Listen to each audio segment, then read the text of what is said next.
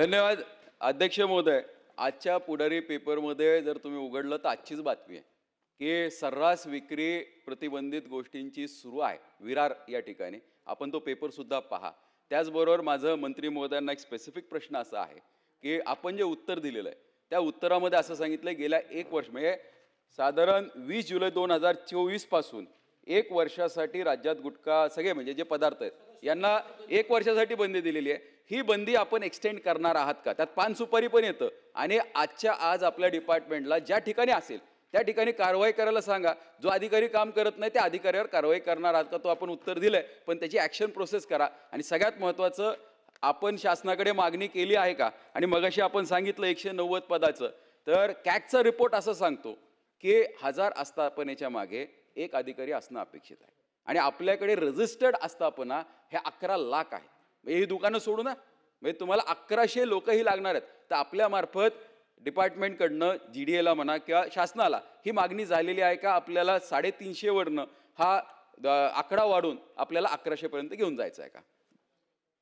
त्या संदर्भात कालही सूचना मुख्यमंत्री महोदयांनी दिल्या आहेत का ज्या आपण तसं ऑलरेडी बिंदू नामावलीसाठीचा प्रस्ताव केला होता. काही वित्त विभागाने काही त्रुटी काढल्या होत्या, त्या पूर्तता करून पुन्हा रिसबमिट करण्याच्या संदर्भातली कार्यवाही डिपार्टमेंट करेल. या ठिकाणी आपण जे काही सांगितलं, गुटखाबंदी पुढे निरंतर ठेवण्यात येईल का? तर ती निरंतर ठेवण्यात येईल. कुठे हा देतो हे अध्यक्ष महोदय, ही लक्षवेधी राज्याच्या दृष्टीने खूप महत्त्वाची. तुम्ही आता सगळ्यांनी सांगितलं गुटख्यासोबत जर तुम्ही मेडिकल कॉलेज समोरच्या जेवढ्या टपऱ्या जर बघितल्या, गुटखा तर मिळतो पण ड्रग्ससुद्धा मिळतं, इंजेक्शनसुद्धा मिळतात. त्याच्यामुळं मेडिकल कॉलेज तुम्ही जर छत्रपती संभाजीनगरची ही आहे लक्षवेधी आहे, तिथला नगरसेवक होतो स्थानिक, तुमची MGM कॉलेजच्या समोरचे जर तुम्ही जर ते पूर्ण झेरॉक्सपासून गुटखे जर बघितले, गुटख्याच्या टपऱ्यावर जर बघितलं तर निश्चित गुटखाच भेटत नाही, ड्रग्ससुद्धा मिळते, त्या इंजेक्शनसुद्धा मिळतात, त्या डोळ्याला का म्हणतात त्या डोळ्यासुद्धा त्या टपरीवर मिळतात. हे राज्याच्या दृष्टीने अत्यंत गंभीर प्रकार. आणि हे काय त्या अन्न व प्रशासन विभागाचा थोडी विषय हा, याच्यात सगळे मिलीजुली बदलते. सगळ्याला शेवटच्या माणसापर्यंत पैसे जातात. तुम्ही ड्रग्स कशामुळे चालतंय, गुटखा तशामुळे बंदी असताना सुद्धा तसं चालतंय. याचे सगळे कारणे जर तुम्ही जर पुढे जर पाहिले तर आता आपण सत्य परिस्थिती आहे की गुटख्या टपरीवर गुटख्यासोबत जर मेडिकल कॉलेज तुम्ही बघा, छत्रपती संभाजीनगरमध्ये तरुण मुली सुद्धा ड्रग्सच्या याच्यात गेलेल्या आहे. तिथल्या तुम्ही सिक्रेट सहित पण बंदी असताना सुद्धा ह्या गोष्टीला परवानगी मिळते. आता याच्यात सांगितलं छत्रपती संभाजीनगरमध्ये त्याची तपासणीसाठी पोलिसांनी गुन्हाही दाखल करून घेतला. सत्यता आहे, गुन्हे दाखल करून घेत नाही. त्यांचं म्हणणं आहे लॅबमध्ये चेक करून द्या, मग पुढे पाहू हे ओरिजिनल आहे का डुप्लिकेट आहे का गुटखा आहे नाही आहे. त्याच्यात नमुने लॅबवालेच मिळून जातात, त्याचे रिपोर्ट सगळे धागेदोरे शेवटचा माणसापर्यंत त्याचे धागेदोरे पसरलेले सगळ्याला. म्हणून माननीय मंत्री महोदय, आपण जो उत्तर देऊ लागले हा एकटे तुमच्या जबाबदारी नाही. हा तुम्ही प्रत्येक गोष्ट, माझं एवढंच म्हणणं आहे की जर गुटखा धरला, ड्रग्स धरला, त्या इंजेक्शन असतात, हे मेडिकल कॉलेजचे सगळे पोलीस प्रशासन आणि तुम्ही दोन्ही डिपार्टमेंट मिळून याची सगळी चौकशी करून मेडिकल कॉलेज शाळेसमोरचे सगळे शाळेसमोर सुद्धा ह्या गोष्टी मिळतात. 9वी 10वीचे मुलं आज तुम्हाला जर बघितलं बाहेर आले की तो विषय होतो.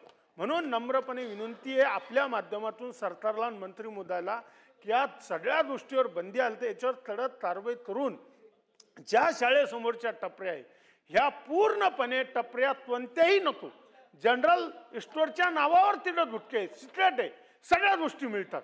म्हणून तरुण हा बिघडत चाललाय. म्हणून नम्रपणे विनंती आहे मंत्री महोदयाला की संयुक्त कारवाई तुम्ही करणार का पोलीस प्रशासन जोपर्यंत तुमच्या डिपार्टमेंटला पोलिसाची मदत मिळणार नाही तोपर्यंत तारून म्हणून पोलीस प्रशासन आणि तुम्ही मिळून ह्या सगळ्या शाळेसमोरच्या असत्या मेडिकल कॉलेज मी छत्रपती संभाजीनगर MGMचं कॉलेज सांगितलंय.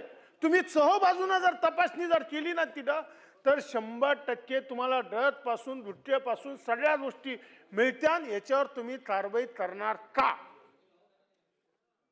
पोलीस विभागाला आपल्या सूचनेप्रमाणे पूर्वीही पोलीस विभागाला आपण बरोबर घेत होतो. आताही पोलीस विभागाला बरोबर घेऊन पहिल्या फेजमध्ये शाळा कॉलेजेस जिथं जिथं असतील तिथं प्रायोरिटीनं लगेचच कार्यवाही केली जाईल. त्याची सुरुवात लगेच केली जाईल.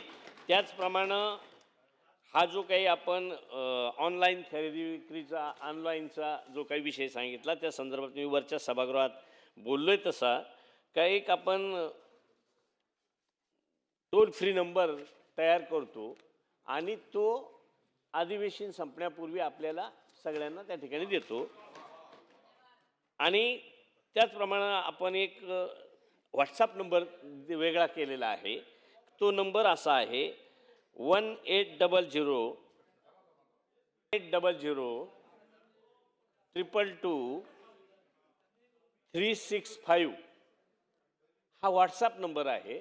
आणि ऑनलाईनच्या संदर्भातला जो आहे खरेदीचा तो एक वेगळा नंबर तयार करून अधिवेशन संपण्यापूर्वी देतो. चला अध्यक्ष महोदय धन्यवाद. एका गंभीर विषयावर आज आमच्या सन्माननीय सदस्य यांनी ही चर्चा घडवून आणली आहे. मला वाटतं त्यावर बोलत असताना मला असं वाटतंय की चांगलं खाद्य एक वेळ कमी मिळालं ते चालेल, पण विषारी खाद्यामुळे जे परिणाम होतात हे परिणाम फार सगळ्यांना सहन करावे लागतात. मग आरोग्य सिस्टीम असेल, आर्थिक सिस्टीम असेल, ही सगळी बिघडली जाते. आणि त्याच्यामुळे संपूर्ण महाराष्ट्रामध्ये हा अतिशय महत्त्वाचा विषय आहे. हा विषय बऱ्याच वेळा चालला आहे, डेव्हलप झाला आहे. मला स्पेसिफिक माझे प्रश्न आहेत. जर शासनाने बंदी आणलेली असेल तर आज सर्रास संपूर्ण महाराष्ट्रातून येणाऱ्या ज्या तक्रारी आहेत, येणाऱ्या ज्या सूचना आहेत, ह्या काय येतात? ह्याचं कारण कुठेतरी प्रशासन दुर्लक्षित करते किंवा प्रशासनाचं तिकडे साठेलोटे आहेत असं माझं मत आहे. मला वाटतं मंत्री महोदय सजग आहेत आणि त्याच्या माध्यमातून जर एखादा शासनाने निर्णय घेतला तर त्या डिपार्टमेंटला काही अडचण असेल तर कोणी सांगायची की वेगळा आदेश काढायची गरज नाही. पोलीस प्रशासन त्यांच्याबरोबर सातत्याने येत असतं. परंतु ही FDAची मानसिकता आहे का हे पहिलं तपासण्याची किंवा त्याच्यावर निरीक्षण करण्याची हे पहिला विषय आहे.